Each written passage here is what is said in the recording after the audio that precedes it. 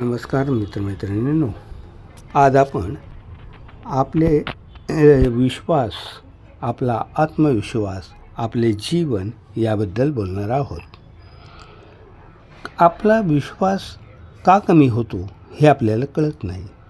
कारण का तर तुमच्या बुद्धीवर हवा तेवढा विश्वास नसतो आणि त्यामुळे तुमचे मन हे दुर्बल झालेले असते. आणि दुर्बल जर मन असेल तर तुमचा आत्मविश्वास ढासळलेला असतो आणि ढासळलेल्या आत्मविश्वासाने कुठलेही यश मिळत नाही. हे आपणास माहीत असेलच. आपण आपले घर, परिसर, परिधान केलेले कपडे जसे स्वच्छ असावेत, लोकांना चांगले वाटावे, लोकांमध्ये आपण उठून दिसावे याचा प्रयत्न करत असतो. त्याचप्रमाणे आपण दररोज आरशात बघतो व आपली प्रतिमा आपल्यालाच आवडते किंवा नाही हे पाहत असतो. ती सुंदर दिसते की नाही हे पाहत असतो.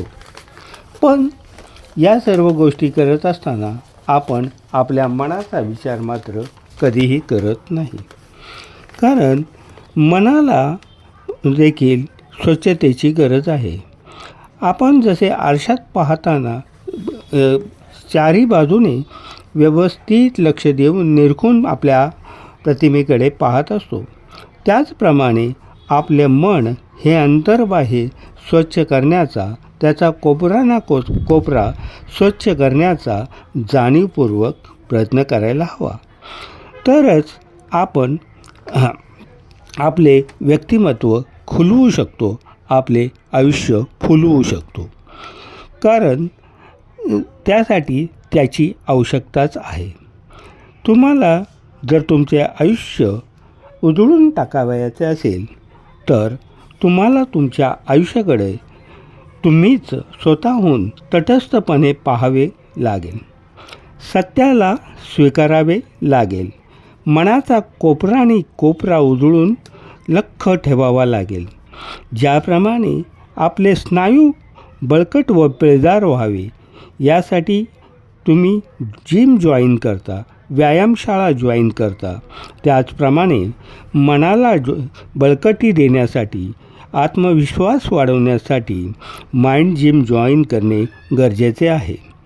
त्यामुळे तुमचे मनन व चिंतनाचे व्यायाम आपोआप होतील व मनशुद्धी व मनाची दुर्बलता कमी होऊन मन सशक्त होईल. त्यामुळे आपोआपच तुमच्या व्यक्तिमत्वात निश्चितच बदल घडून येईल. आणि तुम्ही जर तुमचे मन सशक्त केले, मनाला जर बळकटी दिली तर आपोआपच तुमचे जीवन समृद्ध होईल. तुमचे आयुष्य उजळून निघेल. तुम्हाला प्रत्येक बाबतीत यश मिळेल. तुम्हाला कशाचीही भीती वाटणार नाही. तुम्ही प्रत्येक क्षेत्रात सकारात्मकतेने विचार कराल आणि नेहमी आपले आयुष्य